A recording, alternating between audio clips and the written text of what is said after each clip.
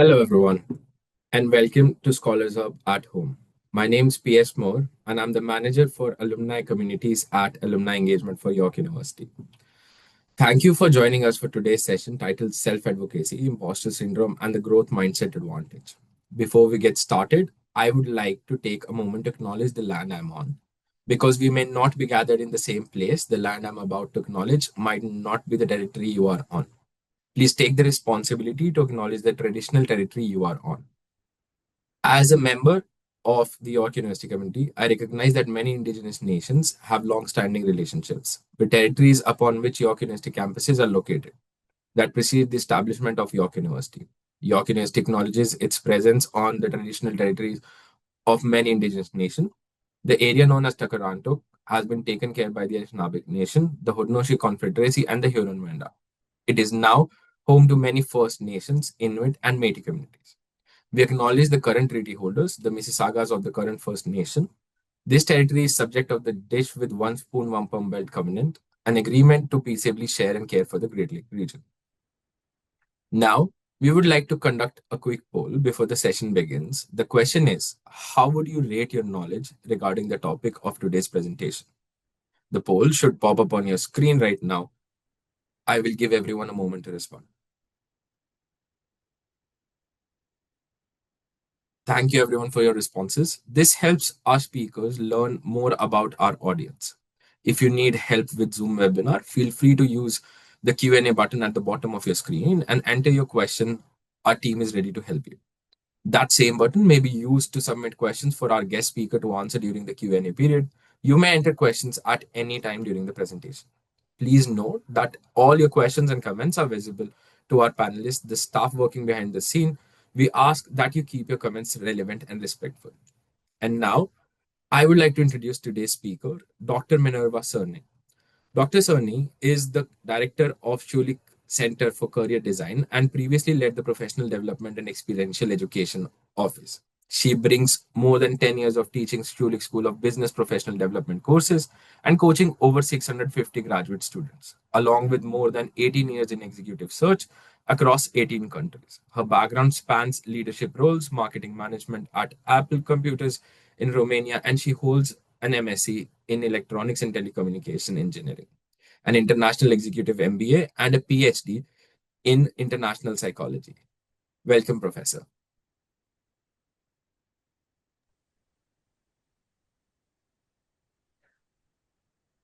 Thank you so much, PS. Really a pleasure to be here today. And not to take more of your time, I'll start sharing the presentation and jump into the topic. Absolutely. Thank you.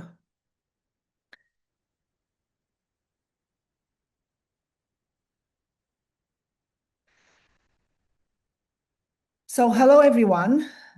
Welcome to Owning Your Voice, Self-Advocacy, Imposter Syndrome, and the Growth Mind Advantage webinar. Today, we will learn why owning your voice matters, what is self-advocacy, understanding imposter syndrome, the growth mindset advantage, and practical tools for owning your voice. To ground us, let's start with owning your voice matters, especially in a university setting. Owning your voice is a critical skill for university students navigating complex academic and social environments. It means confidently expressing your needs, ideas, and aspirations in ways that foster growth and opportunity. In higher education, students often face challenges such as competitive programs, unclear expectations, and limited access to resources. Without self-advocacy, these obstacles can lead to missed opportunities and increased stress.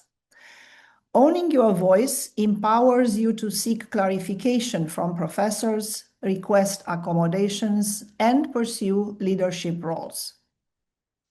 For example, a student who proactively asks for feedback on an assignment not only improves their grade, but also builds a stronger relationship with faculty.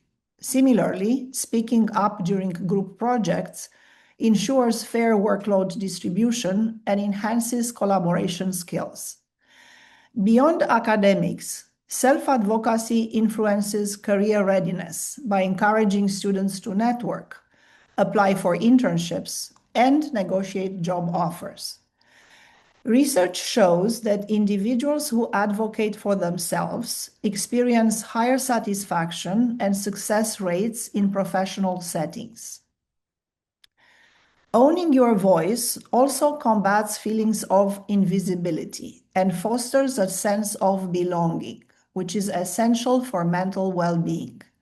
By practicing assertive communication and setting boundaries, you can reduce burnout and maintain balance. Ultimately, owning your voice is not about being loud or dominant. It is about being intentional, clear, and proactive in shaping your educational journey. This skill, combined with resilience and adaptability, positions you to thrive in university and beyond. Now that we have seen why this skill is so important, let's clarify what self-advocacy actually looks like in practice. Self-advocacy is the ability to understand your needs, communicate them effectively, and take initiative to secure resources or opportunities. It involves three core components: self-awareness, communication, and action. Self-awareness means recognizing your strengths, weaknesses, and goals. For instance, a student who knows they struggle with time management can proactively seek academic coaching. Communication is about expressing these needs clearly and respectfully, whether through email, meetings, or classroom interactions. Action refers to following through, applying for scholarships, joining study groups, or requesting mentorship. Common examples of self-advocacy in university include asking professors for clarification on assignments, requesting extensions when justified, and seeking mental health support. It also extends to career development, such as negotiating internship responsibilities or salary offers. Self-advocacy is not entitlement. It is a professional skill that demonstrates responsibility and confidence. Students who advocate for themselves often experience improved academic performance, stronger relationships with faculty, and greater access to opportunities. Barriers to self-advocacy include fear of judgment, lack of confidence, and cultural norms that discourage assertiveness. Overcoming these barriers requires practice and mindset shifts. Techniques such as preparing scripts for difficult conversations, setting small advocacy goals, and celebrating successes can help build confidence. Ultimately, self-advocacy empowers students to take ownership of their education and career trajectory, ensuring they are active participants rather than passive recipients in their academic journey. Even when we know how to advocate for ourselves, something often holds us back. This next activity will help surface what that might be. Please take a moment and complete this exercise. If you answered yes to most of these statements, you experience imposter feelings and you are not dealing well with failure, mistakes, and criticism.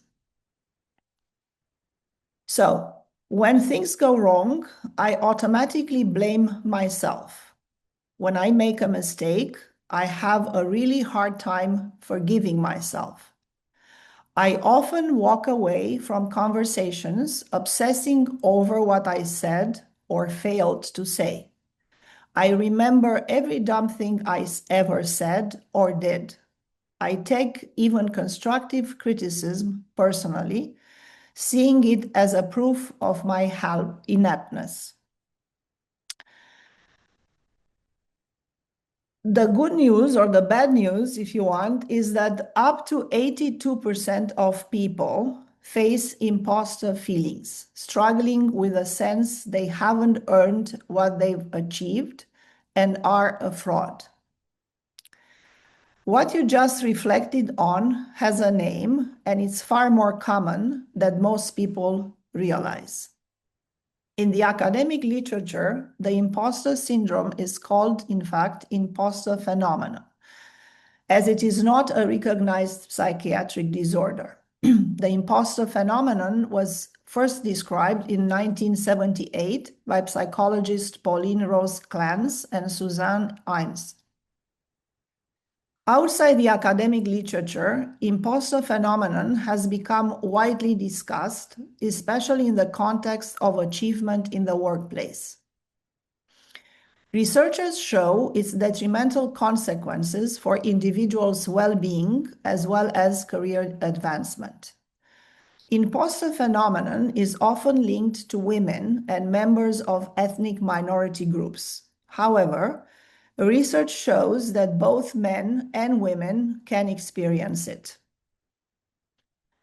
People experience imposter phenomenon have the tendency to aggressively pursue achievement while not being able to accept recognition when success is achieved.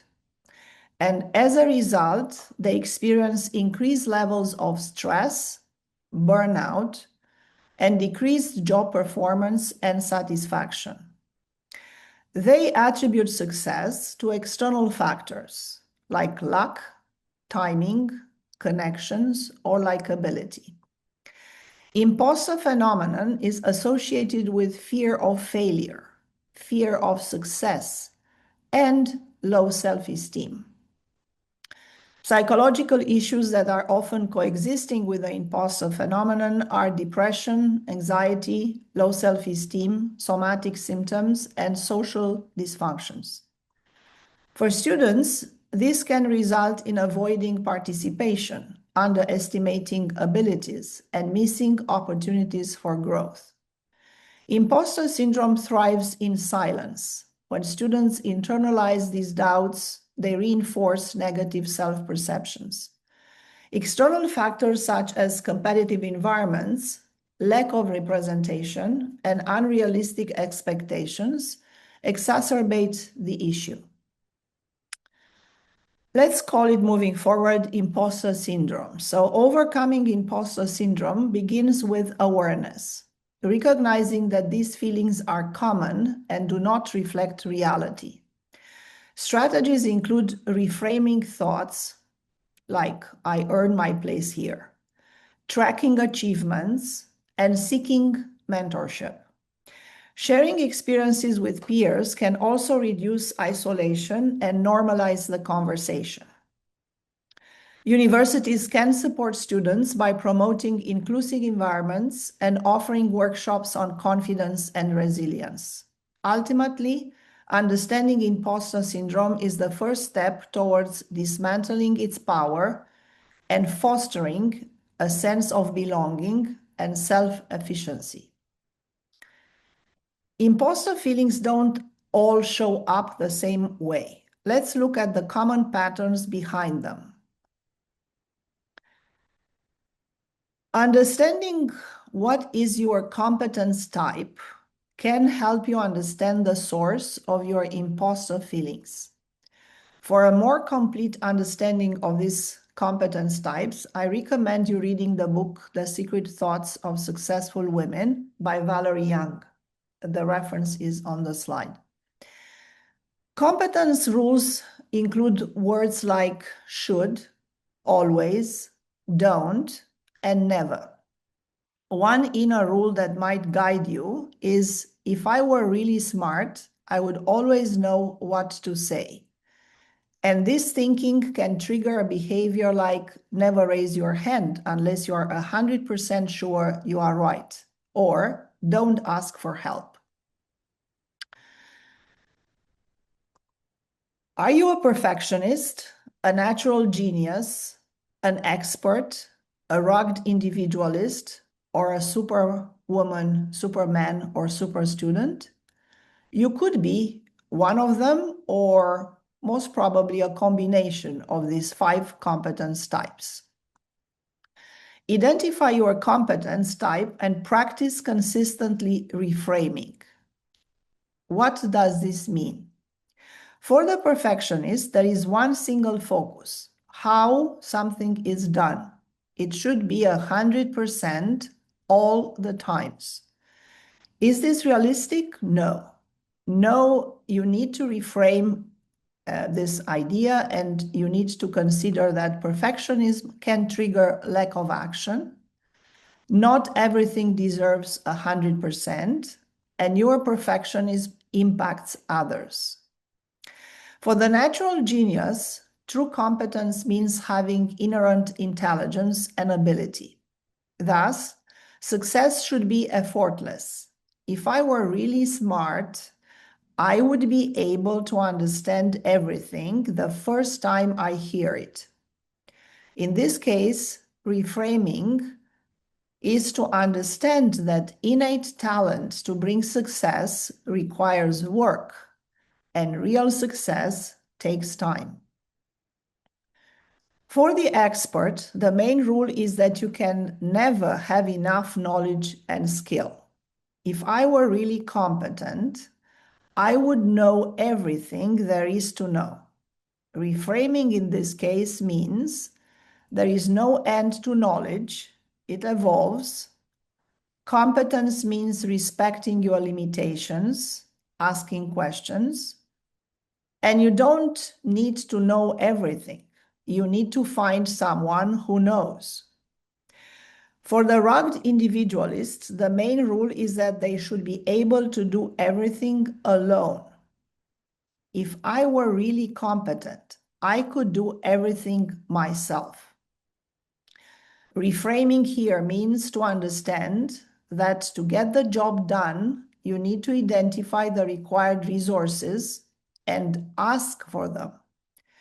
Look for people who know more than you. Seek advice by asking the right people. Your work doesn't have to be groundbreaking to be good. For the superwoman, superman, or super student, being competent means to be perfect in all your roles. If I would be competent, I would be able to do everything perfectly. The superwoman is a cultural creation when the traditional role of mother and homemaker was combined with the one of full-time paid worker. Reframing here for the superwoman means to understand it's okay to say no, delegate to free you and give others a chance to participate. Focus on what matters, slow down. Being a superwoman sends an unhealthy message to your daughters and sons. The good news is that there is a mindset shift that directly counters these patterns and strengthens self-advocacy. A growth mindset, a concept popularized by psychologist Carol Dweck, is the belief that abilities and intelligence can be developed through effort, learning, and persistence. This contrasts with a fixed mindset, where individuals see talent as innate and unchangeable. For university students, adopting a growth mindset transforms challenges into opportunities for improvement. Instead of thinking, I'm bad at math, a growth mindset reframes it as, I can improve with practice. This perspective encourages resilience, curiosity, and proactive learning. Students with growth mindsets are more likely to see feedback, embrace difficult tasks, and recover from setbacks.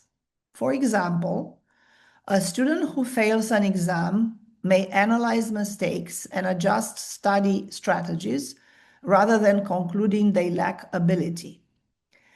Growth mindset also complements self-advocacy. When students believe they can grow, they are more willing to ask questions, seek help, and pursue opportunities.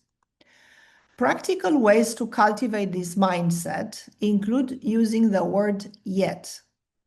I don't understand this yet. Celebrating effort over outcomes and viewing criticism as a tool for growth. Research shows that growth mindset interventions improve academic performance and motivation. Beyond academics, this mindset supports career development by fostering adaptability in dynamic work environments. Ultimately, the growth mindset advantage lies in its ability to turn self-doubt into determination, empowering students to own their voice and thrive in all areas of life. So, how do we turn this mindset into action? Here are a few simple tools to start using right away. Applying self-advocacy and growth mindset principles requires actionable strategies. One effective tool is the 24-hour courage rule.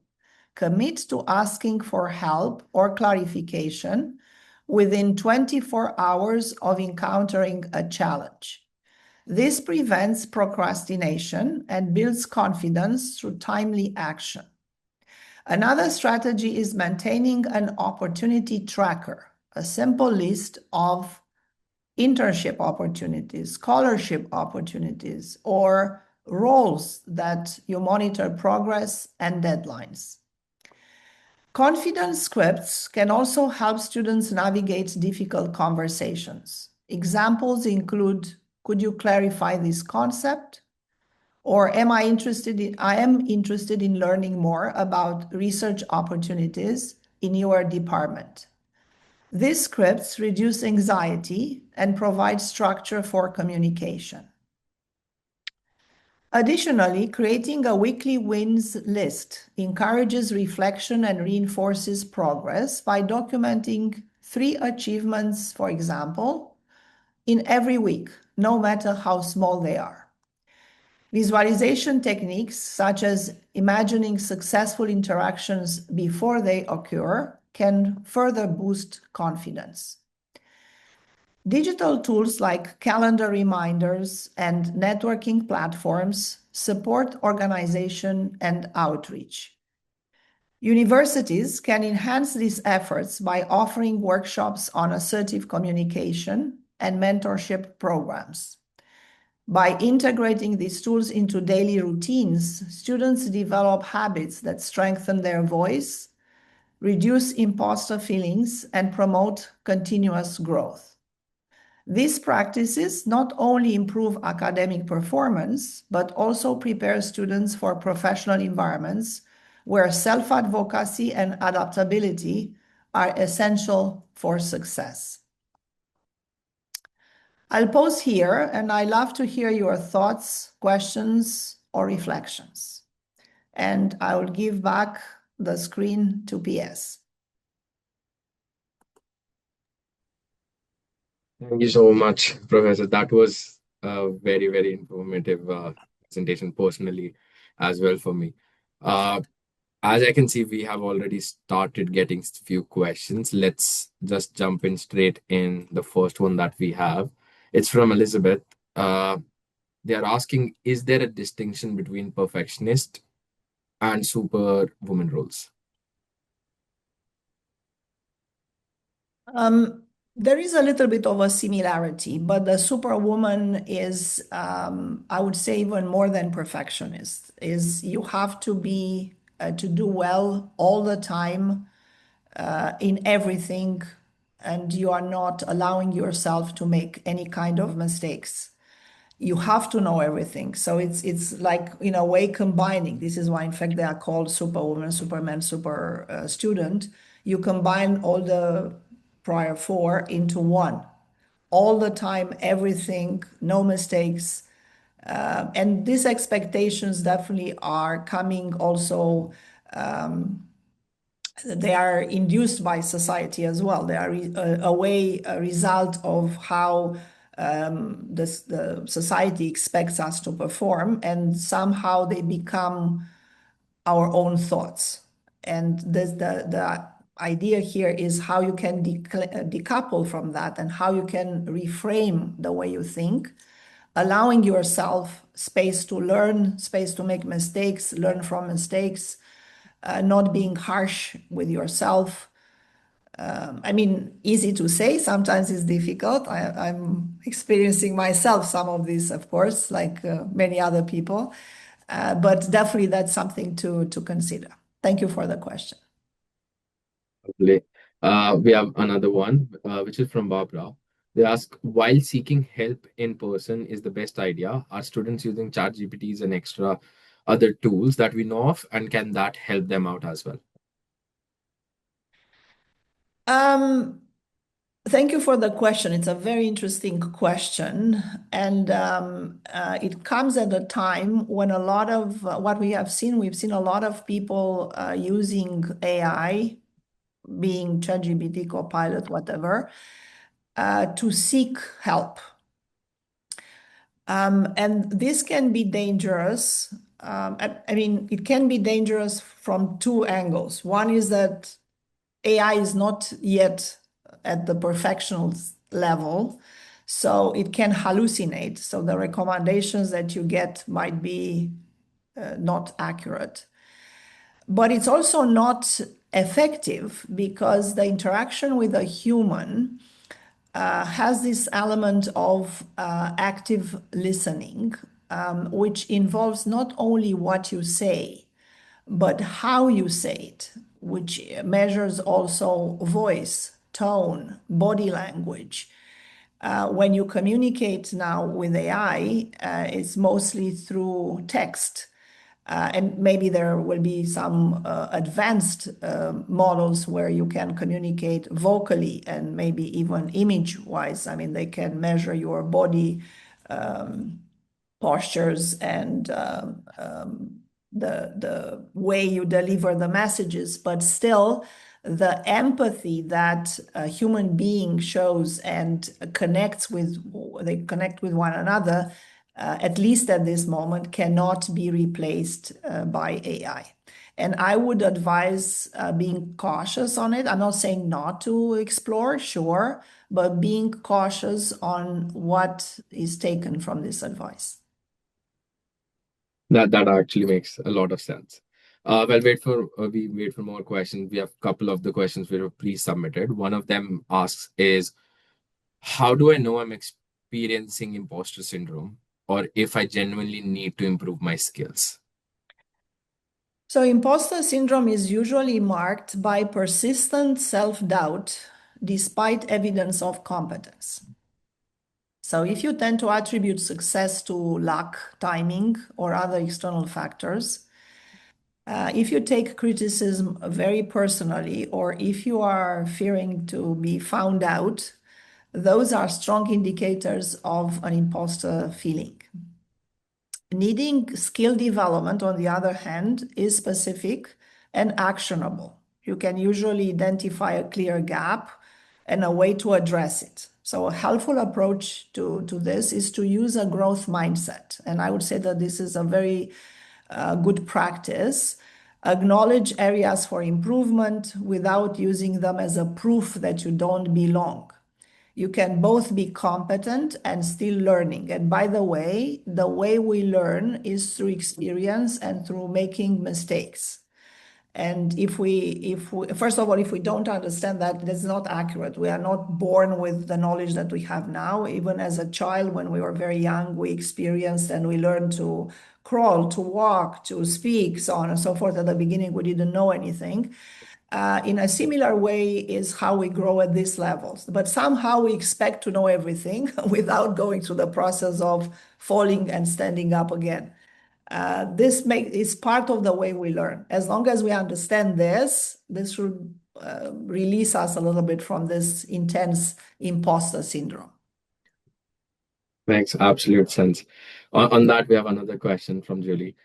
She's asking, do you have suggestions about how we can coach others who are experiencing imposter syndrome?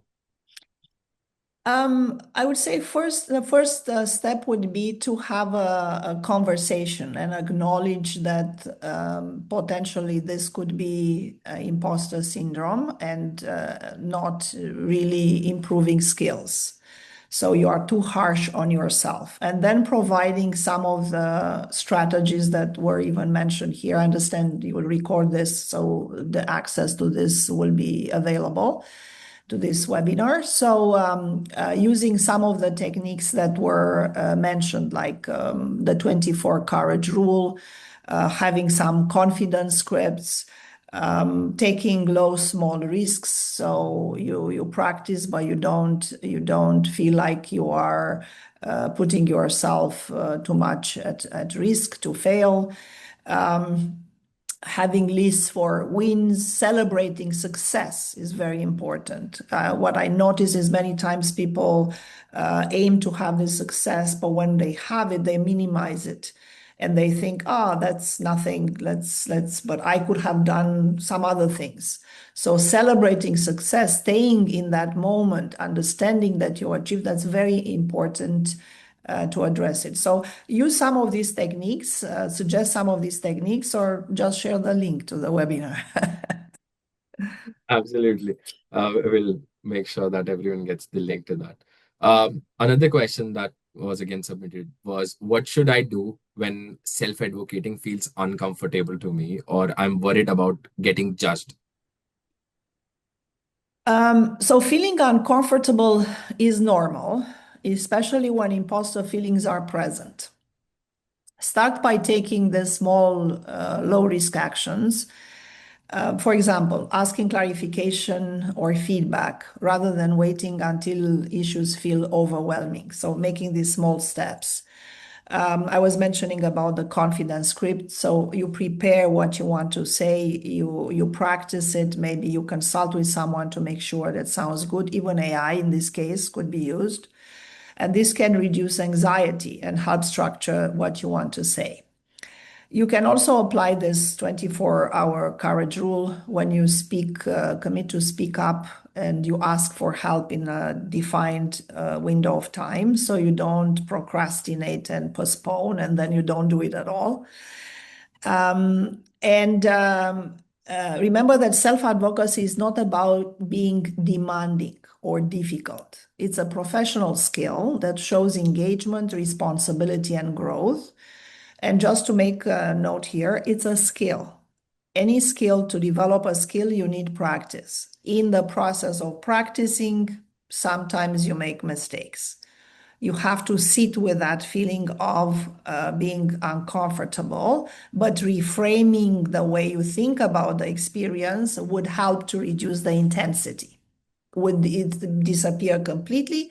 Probably not, because of course everybody wants to do good work or good things, and sometimes we make mistakes, but not being so harsh on you and understanding that this is part of the process for you to grow is very important. That makes sense. And I have a follow-up on that when you're talking about creating this skill for self-advocacy.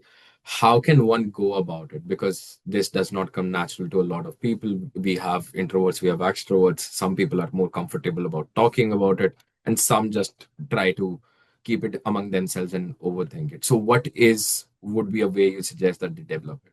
So I would say that the first thing is to take action. So if you want to develop the self-advocacy, you have to give yourself, first of all, think that to develop a skill, you need to practice. You cannot just learn in a theoretical context and that's it. So therefore, you understand that you have to act, which means you have to put yourself out there, you have to speak up to avoid maybe or reduce the number of mistakes. You go prepared. And this is where the scripts come in. So you know what you would like to say, you think about the situation, and then you try to write a script that would be appropriate. You can ask feedback from people. You can also use, in this case, AI, ChatGPT, Copilot, whatever. And you can prompt it describing the situation, and they will give you different versions of how you can have the script done with different tones. And the tone is appropriate based also on the relationship you have with a person or the context, the situation. Of course, you have to use always, when you use AI, you have to use your common sense and knowledge and filter what the AI is saying based on your reality. And you use these scripts, and then as you are practicing more and more, you will notice that you will reach a level where you will be able to speak without scripts. You will feel more comfortable because now you have experience. So now you know that if you've done this, it worked or it did not work. So you are moving forward, leaving the scripts behind, let's say, as you practice more and more. But again, being comfortable and understanding growth mind, I think is the big secret to this. Understanding that to develop self-advocacy, you have to understand that only through practice. This is the only way you can develop a skill. Absolutely. So I'll take a couple more questions and then we can end the session. So another one of the pre-submitted questions was, what can I do when comparing myself to others heightens my self-doubt? What can I do when comparing myself to others? Yeah, okay. Heightens my So self-doubt. yeah. Comparison, when you compare yourself with others, many times you develop these imposter feelings because you think, oh my God, I could have done this or that, like this person is doing it so good and I'm not there. And this is more intense when it is a very competitive environment. When you notice that it increasing self-doubt, you should shift the focus back to your own progress and learning. So you don't know what the other person's development path was. You can only work with yourself. This is what you control, yourself. So moving your attention from this comparison mode to what you are doing, how you want to grow. The comparison can give you maybe a direction. You might say, oh, I like how this person is doing. Maybe I could also achieve this. So then you can work with yourself to progress towards a certain direction. Because everybody's path, pace, and circumstances are different. So that's a reality you have to consider. It helps also if you identify your competence type. Then you can understand what drives comparison. Yeah. And practice reframing. Reframing is a very interesting exercise, very practical one that you can use constantly. And addressing these inner rules for the different competence types. And using a growth mindset, such as reminding yourself that I'm still learning, I'm not yet there. It's not that I'm not there, I'm not yet, I'm working towards that. And helps turn comparison into information rather than self-criticism. So tracking your own wins, very important as well. So I've done a little step, the small wins, not don't need to wait until I celebrate the final destination. I celebrate my path towards that. And this reinforces a sense of belonging and competence over time. You celebrate the path, the working towards, not only achieving the goal. That actually makes sense for all the younger ones. So just to follow that up with a question, because we have a few younger audience member as well who might not be there yet. Like they might not have enough experience, they might not have enough accomplishments. How can they build a confidence for them if they feel like, oh, I don't have enough experience to build confidence in something, or I don't have enough accomplishments to build on? So confidence develops through action and reflection, not just past achievements. And it's also because we want to move forward. We are not, if we would only stay in the past, we will not advance. To progress, you need to look forward.